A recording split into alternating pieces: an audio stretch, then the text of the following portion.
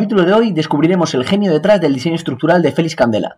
Sumérgete en su mundo de formas elegantes y materiales innovadores, mientras desentrañamos los secretos de sus revolucionarias estructuras. ¿Cómo logró Candela crear estructuras ultraligeras y visualmente impresionantes? Descubre cómo sus diseños desafiaron los límites de la arquitectura y el cálculo de estructuras y dejaron una huella imborrable en el mundo. ¡Empezamos!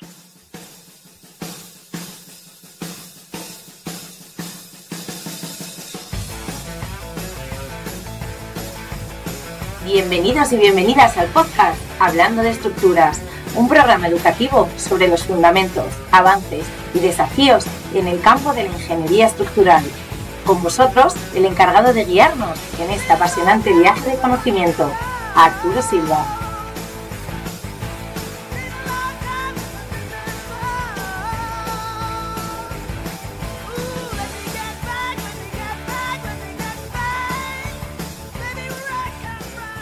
Muy buenas a todas y a todos, ¿cómo estáis? Mi nombre es Arturo Silva, soy doctor en Ingeniería Naval y Oceánica y profesor de Cálculo de Estructuras en la Universidad Politécnica de Madrid.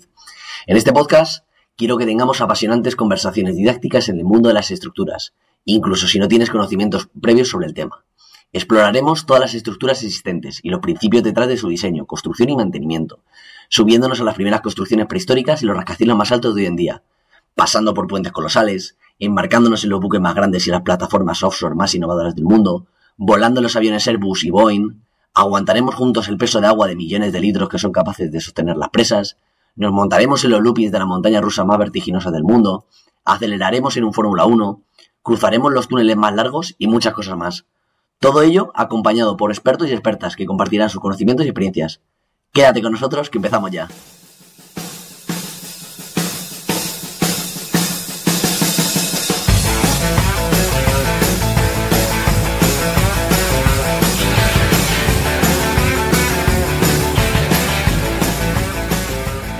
De hoy tenemos a Sergio Rodríguez Morales, arquitecto técnico y jefe de sección de arquitectura en Técnicas Reunidas.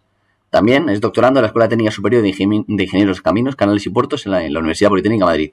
Y tiene un canal de estructuras en YouTube que recomiendo altamente. Buenos días, Sergio. Buenos días, Arturo. Encantado de volver aquí a divulgar estructuras contigo. Hacía tiempo que no nos reuníamos y hoy quiero hablar contigo sobre un tema o sobre una persona a la que admiro profundamente y que, entiendo que los que nos van a escuchar empezarán a admirar también. Él es Félix Candela, es un arquitecto madrileño. Vamos a ir poco a poco. ¿Quién es Félix Candela? Félix Candela yo creo que es un referente en la arquitectura del siglo XX, es claro. Es un arquitecto, no en estricto sentido de rigor de tal vez estético, sino una persona que aparte de meter forma, ¿no?, en sus construcciones, pues yo creo que una persona con mucha capacidad técnica estructural y con una gran sensibilidad, digámoslo así, o de intuición estructural para hacer unas construcciones, como hablaremos, realmente únicas y preciosas. Bueno, invito a todos los que nos estén escuchando a que, mientras vamos a ir haciendo un pequeño recorrido, evidentemente esto daría para mucho tiempo, pero vamos a intentar reducirlo a un tiempo prudencial. Pero invito a todos los que nos están escuchando a que mientras vamos hablando de las obras, pues hagan el esfuerzo de buscarlo, porque merece la pena cada una de las obras. Vamos a empezar, si te parece, por el Palacio de Deportes de la Ciudad de México. Sí, muy bien. Empiezas por el final, Arturo. Empiezo por el final. Empiezas por el final de su obra en México, pero bueno, oye, ¿por qué no? Es una obra que me parece muy, muy, muy interesante. Sí. ¿Cómo logra Félix Candela esa forma tan característica? Bueno, Félix Candela, yo lo llamo para mis adentros como el arquitecto de las formas imposibles, porque genera auténticas virguerías arquitectónicas, si se me permite la expresión, pero cuéntanos un poco cómo genera esa forma. Sí, como indicas, ¿no?, leyendo bibliografía, ¿verdad?, siempre, ¿no?, enfrentándose a esto, le llaman también constructor de sueños, que me parece, ¿no?, de un artículo italiano, ¿no?, me parece ¿no?, eso, cómo poner en manifiesto estas cosas, ¿no? Es una forma muy, muy interesante, ¿no? El Estadio Olímpico es curiosamente lo que te comentaba, ¿no?, es la obra final en México, antes de volver a trasladarse, ¿no?, exiliado español de la Guerra Civil, y se mueve a Estados Unidos a hacer una labor de docencia, ¿no?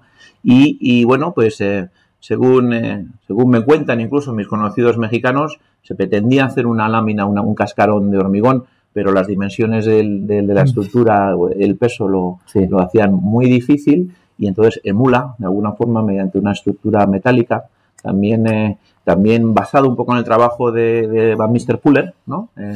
Imita esto, ¿no? Pero sí es verdad que lleva su obra característica un poco de sus high par, ¿no? De los paraboloides hiperbólicos en ese cascarón, ¿no? En esas pequeñas escamas que forman, ¿no? Que forman la cubrición del estadio, ¿no? Sí. ¿Qué tipo de cargas estructurales puede haber en este tipo de cubiertas? Entiendo que condiciones climáticas, peso propio, ¿no? Sí.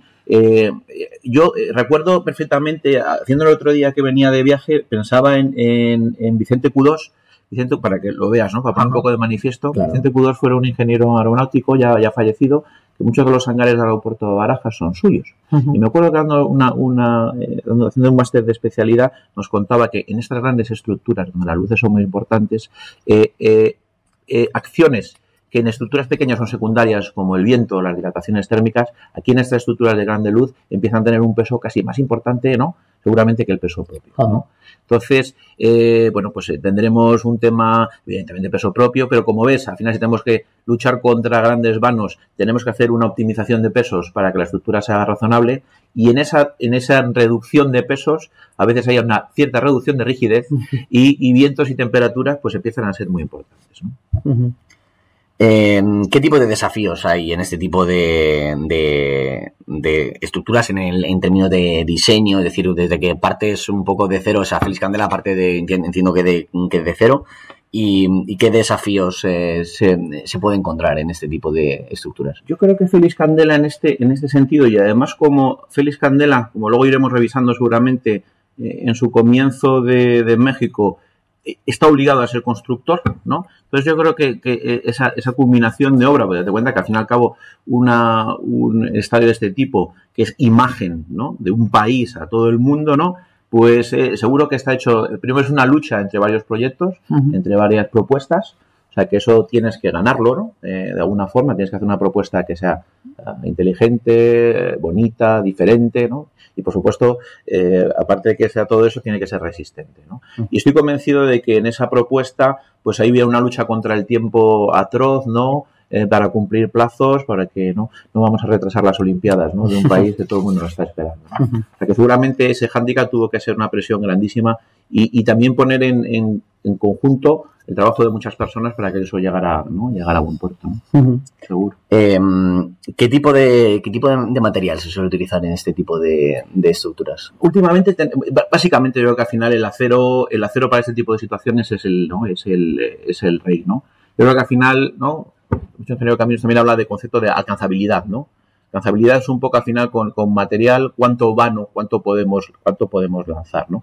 Y al final lo que yo te comentaba, ¿no? O sea, hay que intentar, y también ahí está un poco en la obra de Candela, que la estructura tenga una determinada forma, ¿no? En sí, que favorezca, ¿no? Que la forma de, ¿no? Que el viaje de las cargas, ¿no? Desde cualquier punto de la cubierta llega a cimentación. Pues una situación abovedada, ¿no? Como tenemos una cúpula, es una forma geométricamente muy efectiva, ¿no? De conducir las cargas y no con una optimización de material. Que al final es un juego, ¿no? Entre peso, ¿no? Peso, luz y demás, ¿no? O sea que yo creo que tal vez ahí esté una de las cosas más interesantes, ¿no? De este tipo de construcciones.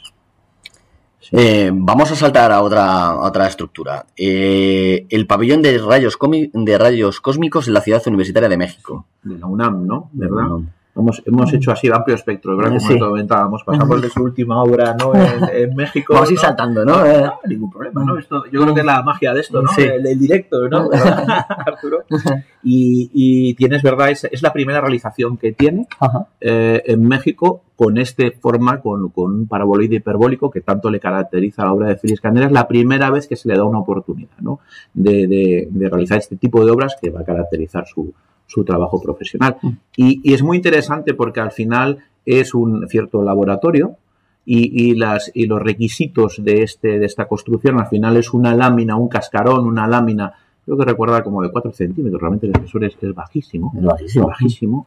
Y es muy curioso porque leyendo resulta que el catedrático de física, cuando se empieza a ampliar o a montar la ciudad universitaria en el sur de México, ¿no? De la UNAM, que es además el catedrático de física en México es alumno de Schrödinger, fíjate, es uno de los Schrödinger, pide unas especificaciones muy características para este laboratorio y entre ellas es que el espesor de la cubrición sea muy pequeño. Y eso es lo que marca la diferencia. El rector de la UNAM le ponen en contacto con Félix Candela y le proponen este reto y él se lanza con ese reto, claro. Y lo consigue, ¿no? Y se convierte como la primera obra un poco más icónica y característica de su trabajo. Súper interesante. Súper interesante. Sí, sí. ¿Qué tipo de...? Claro, al ser un espesor tan pequeño, que me imagino que cómo se gestiona ese trabajo de tensiones y deformaciones. Claro, uno piensa, evidentemente, en esos espesores tan pequeños, 4 centímetros, eso es una barbaridad, y que sea capaz de soportar todas esas cargas que generan esas tensiones y deformaciones. ¿Cómo es ese trabajo estructural? Sí, no es un trabajo membranal, ¿no? O sea, al final es teoría de membrana, ¿no? Entonces, por recordar un poco, por poner, ¿no?, a todos en conocimiento, cuando nosotros estamos estudiando en teoría de membrana, se supone que el espesor es con respecto a la longitud o las dimensiones de la pieza es tan pequeñito que esfuerzos típicos de flexión, de torsión, no se van a generar, ¿no? Siempre a excepción de que no tengamos cargas puntuales o concentradas muy fuertes, ¿no? Entonces, si nosotros tenemos que recurrir, además en el hormigón, a diferencia a lo mejor de otros materiales que podemos tener membranales, ¿no?, en hormigón evitamos de alguna forma hacerlo trabajar a tracción, ¿no? Con lo cual nos obliga, ¿no?, para que el estado membranal, ¿no?, o el estado de tensiones que esté contenido dentro de esa lámina de pequeño espesor, nos obliga a hacerla trabajar a compresión, ¿no?, en todas sus superficies, ¿vale? Entonces, claro, al final la forma geométrica hace que esté constantemente o mayoritariamente trabajando a compresión, ¿no?, el elemento, que es como el hormigón da su máxima capacidad, ¿no? Y evidentemente, pues eso, ¿no?, es un estado membranal en el que efectos como flexión, como el que podemos tener un forjado del suelo que estamos pisando, no se van a llevar a cabo, ¿no? Este tipo de estructuras tiene algún tipo, claro, nosotros lo vemos por fuera. Bueno, has viajado hace relativamente poco a México. Esa sincronicidad de la que hablábamos, ¿no? De esas casualidades, ¿no? Esas casualidades de la vida. ¿Qué tipo? O sea, claro, yo lo veo por fuera, no conozco la obra presencialmente, pero ¿tiene algún tipo de refuerzo interno o lo que vemos por fuera es lo que hay? Sí. Eso es una muy buena pregunta porque Félix Candela, y hablábamos a lo mejor poco técnicamente, inicia una evolución en el diseño. Y entonces, lógicamente, como estos saltos, como decimos desde ingeniería o desde arquitectura, que el papel lo aguanta todo, y es verdad, ¿no? Pero cuando el papel lo aguanta todo y podemos pensar que lo resolvemos numéricamente, pero cuando tocamos la decisión de pasarlo a construir, ¿no? Hay que asumir ese riesgo o no asumir ese riesgo. Entonces, en la obra de Candela, lo que tú estás diciendo, vemos que ahí va haciendo una evolución en las formas. Empieza con, que es una palabra que me encanta, ¿no?, que es uno de los doctores, ¿no?, de arquitectura, que es Juan Ignacio del Cueto, ¿no? Habla de mantos, ¿no? Son como mantos. Entonces, los mantos primeros empiezan a ser rectos, de cortes rectos, es decir, es un paraboloide hiperbólico cortado con un plano totalmente perpendicular al suelo, ¿no? Luego esos mantos se van cortando inclinados, con lo cual las formas son más agresivas. Pero lo que tú estás comentando, que no me despisto, en los bordes, en las intersecciones, se generan esfuerzos mayores, ¿no? Y eso obliga a rigidizar. Donde se apoya, ¿no? Donde se apoya, ¿no? Que al final son ¿verdad?, como estamos estudiando industriales, perturbaciones de bordes un poco de la membrana, o sea, hay discontinuidad, y evidentemente lo que estamos diciendo, una membrana funciona muy bien con su determinada forma, pero cuando hay una discontinuidad como al llegar a los apoyos o cuando hay intersecciones entre superficies, ahí digamos que la propia pieza se rigideza y sí podemos llegar a tener esfuerzos de flexión y demás. Y en la obra de Candela vas viendo que pasamos primero de tener nervios rigidizados en las intersecciones en los bordes, ¿vale? Y va evolucionando la obra hacia eliminarlos, porque luego lógicamente estéticamente no pierde o gana, ¿no? Eliminando esos nervios gana fuerza, ¿no? Y es un salto que él tiene, ¿no?, de evolución de trabajo en el que primero posiciones de cortes rectos de parabólico hiperbólico, de refuerzos de nervios con regresado, y eso se va eliminando en su obra, con la experiencia que va obteniendo. Sí, no, es muy interesante. Saltemos a otra estructura. La iglesia de la Medalla Milagrosa en Ciudad de México. Sí. Es una estructura impresionante. A mí me genera mucha admiración. De nuevo es una cubierta parabólica. Sí. Cuéntanos un poco, ¿cómo lo gestiona esto Félix Candela? Sí, ahí también, hablando un poco, y que también Medalla Milagrosa es una evolución de su trabajo, hay una obra muy característica de Félix Candela que son los paraguas, ¿no? Ajá. Los paraguas son más que un elemento vertical, ¿vale?, en el que, bueno, se hable como una especie, entre comillas, de flor, que son la composición de 4 superficies de parabólico y hiperbólico que se intersectan entre ellas y que concentran en un punto central que es el pilar. Entonces, en Medalla Milagrosa, digamos que todas esas naves transversales que salen del cuerpo central son paraguas que se van doblando sobre sí mismos, ¿no? Y uno de los lados es más simétrico y se termina levantando. Al final es una estructura que casi es plana y se convierte en tridimensional, pues doblando, ¿no?, un poco la estructura y, por supuesto, repitiendo la forma, ¿no? Sí, es impresionante. Y de nuevo, otra vez, otra cubierta, es un poco repetitivo, pero bueno, o sea, ¿cómo lleva ese proceso de diseño de esa cubierta? Que, insisto, invito a que todos los que nos están escuchando pues hagan ese trabajo de buscarlo. Claro, ese diseño, ¿no? Esa forma tan puntiaguda que luego acaba en una forma muy suave, ¿no? Esa transición, yo me imagino que será clave, ¿no? En todo esto. Sí. La verdad es que yo creo que es clave, efectivamente, y lo que comentabas, Arturo, yo creo que al final Félix Candela, claro, es una obra tan chuli, ¿no?, como decía un antiguo jefe mío, tan impresionante de forma y demás, y que luego además tiene mucha fuerza estructural. O sea, que eso, al final, cuando se juntan las dos cosas, puede atraer no solo desde el punto de vista estético, sino también técnico. Y yo creo que leyendo un poco la bibliografía, él se da cuenta, y lo que estábamos hablando en el punto anterior, es que esa forma, esa intersección de las naves más pequeñas con el cuerpo central, se generan ciertas tracciones, ¿vale? Es decir, o sea, si te acuerdas, estábamos comentando, ¿no?, la propia forma del parabólico hiperbólico intenta, ¿no?, que el elemento esté comprimido. Pero él detecta que hay determinadas zonas que se generan importantes tracciones, ¿no? Y estamos hablando de los años 50 o 60, donde teníamos ausencia de modelos o de métodos numéricos, ¿no?, que también veníamos hablando, ¿no? Que tal vez nos ayuden, ¿no? Claro. Pero esa intuición de que él decía que necesitaba más refuerzo en una determinada zona porque no conseguía ese estado de membrana en compresión, le obliga a poner un poco más de refuerzo, ¿no? O sea, que realmente es una obra muy, muy, muy singular, muy interesante, sí. Y luego me apetece hilar precisamente esta iglesia, justo antes de empezar a grabar, estamos hablando sobre una iglesia que es San José del Altillo y me comentabas que había también una aquí en Madrid. Sí. Cuéntanos un poco, porque me ha parecido como súper interesante. No lo tenía aquí en el guión de hoy, pero me parece muy interesante. Sí, San José del Altillo es una pequeña iglesia que hay en el barrio de Coyoacán, ¿no?, un poco hacia el sur de Ciudad de México. Entonces, ya te digo, como comentábamos, ¿no?, la semana pasada tuve por situaciones de trabajo la situación de tener que ir, una obligación que tener que ir a Ciudad de México, y me propuse, por supuesto, visitarla, ¿no? Y realmente es una estructura pequeña, ¿no? Y lo que sí consiguen, que es una cosa, realmente vuelvo a decir, insistir en buscar la obra de él, es que ese paraboloide hiperbólico es no simétrico, en el aspecto en que se lanza mucho hacia el altar, se gana mucha altura, ¿vale? Y digamos que es una estructura, un manto, ¿verdad?, que se apoya en 2 de los vértices que toca el suelo, y justo con un pilar que hace forma de cruz es el que en la parte trasera, o la parte delantera de la iglesia, pero contrario un poco al altar, hace un tirante que estabiliza, ¿no?, el vuelco total de la estructura. Entonces, al final consigues como un gran voladizo apoyado que rota sobre 2 puntos centrales y que mediante el atirantamiento evita, ¿no?, que la estructura vuelque, además, pues, digamos, aprovechando un poco, ¿no?, el símbolo cristiano de la cruz, ¿no? Es una genialidad. Es una genialidad, de verdad, sinceramente. Tuve la suerte de estar dentro de ella. El espacio, el volumen que encierra es algo mágico. La verdad es que, sinceramente, esa geometría que es muy matemática, la verdad es estrictamente matemática, pero realmente es algo diferente, ¿no? En nuestro mundo de paredes ortogonales, tener un espacio así es realmente sorprendente, sí. Sí.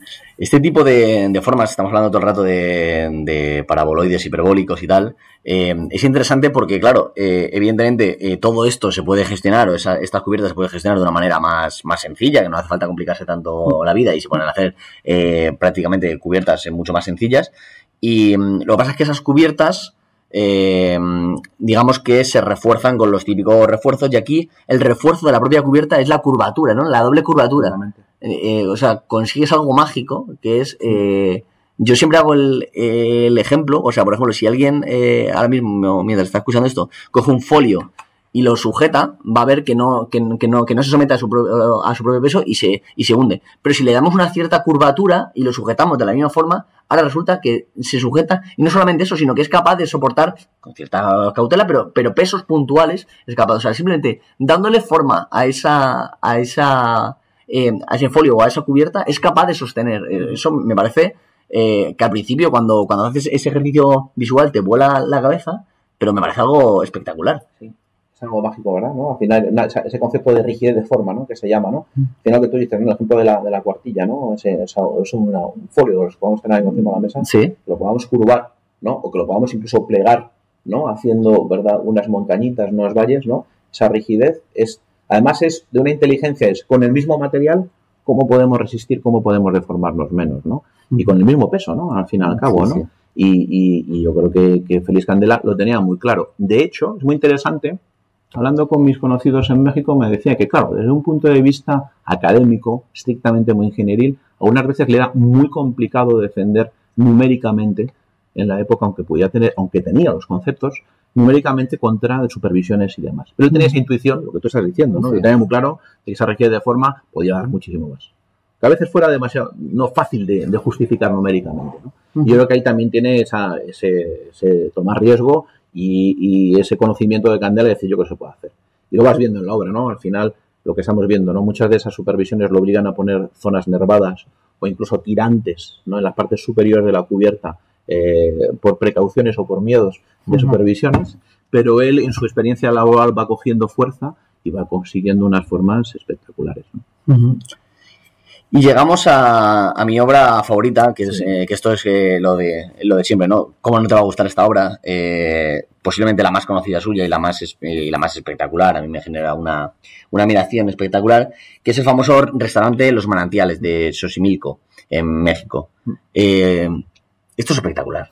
Es espectacular. O sea, cuéntanos un poco cómo es esta forma. Es espectacular, ¿no? Vuelve otra vez él tiene cazado realmente tiene muy cazado la forma del parabólico hiperbólico, la tiene muy interiorizada.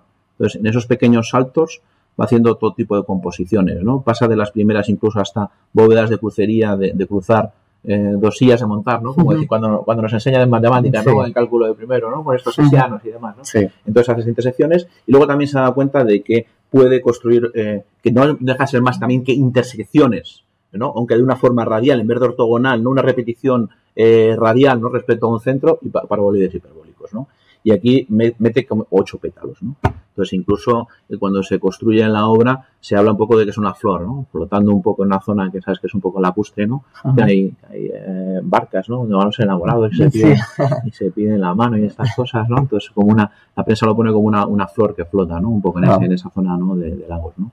Y hay muy bueno, muy interesante también es que hay que mencionar, yo creo que en el podcast bien, tenemos la obra final, ¿no? La obra final que es impresionante, ¿no? O sea, realmente estéticamente es muy potente. Es estéticamente potente porque tiene formas muy grandes con espesores muy pequeños. O sea, que ahí, ¿no? Ahí está un poco también el truco, ¿no? Que nos gusta, ¿no? Pero lo que sí es impresionante es las fotografías que encuentras acerca de el encofrado de madera, ¿vale? Para conseguir esa forma, ¿no? Entonces, no solo es la fase final, la puesta en servicio de la estructura o de la construcción, sino cómo se gestiona eso. Cómo se gestiona y cómo se construye geométricamente lo que es el encofrado, ¿no? Claro. El encofrado. Y entonces es mágico. Hay fotos de los propios encofrados. Casi el encofrado puede ser hasta tan bonito que madera, ¿no? Sí, una madera seguramente menos labrada y demás. Y yo creo que es también la ventaja de la construcción, es decir, fíjate, o sea, la geometría tiene una doble partida, es compleja estructuralmente o compleja, digamos, desde el punto de vista matemático, pero el hecho de que esas dobles curvaturas se puedan conseguir, ¿no? Esas superficies regladas con líneas rectas, encofrados rectos, ¿sabes? Esa es la clave. Es la clave. Entonces, al final, conseguís una forma compleja con un encofrado sin ser curvo. Claro. Fumando piezas rectas unas tras otras hasta conseguir la doble curvatura que estamos buscando. Uh-huh. Y claro, o sea, ¿cuánto? O sea, yo no lo sé evidentemente, pero cuánto desde que se empieza a gestionar esto, cuánto se tarda en procesar esto. Porque claro, evidentemente yo creo que esta construcción llevará tiempo, evidentemente, ¿no? ¿Cuánto puede ocupar en la ejecución? En la ejecución, sí, ese proceso de encofrado. Yo justamente ahora, mientras estás hablando, estaba aquí apuntando encofrado, porque me parece, claro, tú ves la obra final y evidentemente la admiras, pero dices, claro, eso en algún momento se ha tenido que ir haciendo, claro, o sea, evidentemente ese proceso desde que lo empiezas hasta que lo acabas. Me parece, igual como dices tú, casi tan mágico que la obra final. Sí. Porque de nada sirve, o sea, el folio lo aguanta todo, el ordenador, tú lo modelas y tal, pero luego eso hay que construirlo. Sí, hay que construirlo, ¿no? Al final, y además se te da cuenta, si estamos hablando un poco de Félix Candela como constructor de sueños, ¿no? En esa construcción de sueños, hay sueños que seguramente van a permanecer muchos años, ¿no? Como los manantiales, ¿no? Pero lo que sí es efímero, por ejemplo, es la ejecución del encofrado, ¿no? O sea, que, claro. O sea, es decir, necesario, estrictamente necesario para llegar a la forma final, ¿no? O sea, que al final una obra tiene muchas perspectivas, ¿no? Muchos puntos que los puedes ver, disfrutar y aprender, ¿no? Y uno de ellos es eso. Entonces, y lo que sí yo creo que también es importante de la obra de Candela es que en ese momento en México está en una explosión grandísima necesidad de construir. Está después de la Segunda Guerra Mundial y como México no ha intervenido de una forma directa, digamos, aprovecha ese boom económico.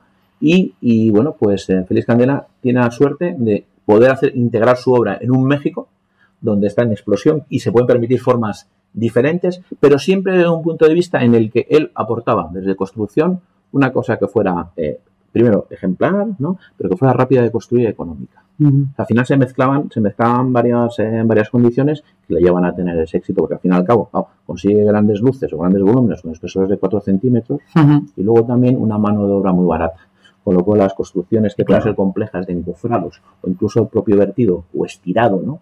Del hormigón cuenta con mucha mano de obra, ¿vale? Con lo cual digamos que él se sube, ¿no? A un cauce que le lleva, ¿no? Que le lleva a hacer las obras tan impresionantes que estamos hablando. Es impresionante. De luego hemos hecho un pequeño repaso, bueno, un poco por el Palacio de los Deportes, el Pabellón de Rayos Cósmicos, la iglesia de la Alameda de Milagrosa, el restaurante de los Manantiales, la iglesia de San José del Altillo. Además, contamos contigo que hace prácticamente nada, como quien dice, ayer estabas ahí en México viendo algunas de sus obras, con lo cual creo que eres la persona que mejor puede hablarnos a día de hoy de esa obra. Nada, solamente, bueno, se me ocurren muchísimas más preguntas, pero bueno, creo que hemos dado una pincelada. Iremos en futuros capítulos viendo a lo mejor alguna de ellas un poco más en concreto, pero bueno, creo que esto nos ha permitido ver un poco la obra de Félix Candela de una forma genérica y entender la importancia en términos de arquitectura y de ingeniería estructural. Nada más que, bueno, pues darte las gracias, Sergio. Creo que ha sido muy, muy clarificador. Yo he aprendido un montón, estoy seguro que los que nos acompañan y nos están escuchando también. Y no sé si quieres comentar algo más. No, nada más. Yo creo que la obra de Félix Candela, lo que estás comentando, y por supuesto rematando, ¿verdad? Hoy yo creo que hay un montón escrito, porque realmente apasiona a mucha gente, y a mí yo creo que me gustaría, pues, a tu audiencia, Arturo, pues recomendarle, por ejemplo, la tesis doctoral de Luis Alfonso Basterra, que es profesor en la Escuela de Arquitectura de Valladolid, de Pepa Casinello, ¿no? Por ejemplo, también. Hay también una profesora norteamericana que se llamaría Moreira Garlock, ¿vale? Que también tiene, digamos, esta custodia en Princeton, en Columbia, uno de los mayores registros que tiene de su propia obra. O sea, que yo animo un poco a la gente, hay mucho escrito sobre él, bueno. y la animo a que haga esa labor como yo también he hecho un poco, ¿no? Claro. De cara a hablar hoy de Félix Candela. Sí. Pues nada, muchas gracias, Sergio, por tu tiempo y nos vemos pronto. Un auténtico placer divulgar estructuras contigo, Arturo. Hasta luego. Adiós, gracias.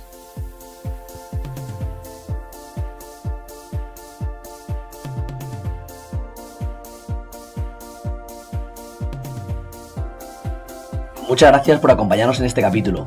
El podcast que estás escuchando se llama Hablando de Estructuras. Te invito a que te suscribas en Spotify, donde estarás al día de antiguos y futuros capítulos. También te invito a que me sigas en Instagram con el nombre de Ingesofía, donde complemento estos conceptos que acabas de escuchar con descripción gráfica detallada también en YouTube. Muchas gracias. Nos vemos en el próximo capítulo.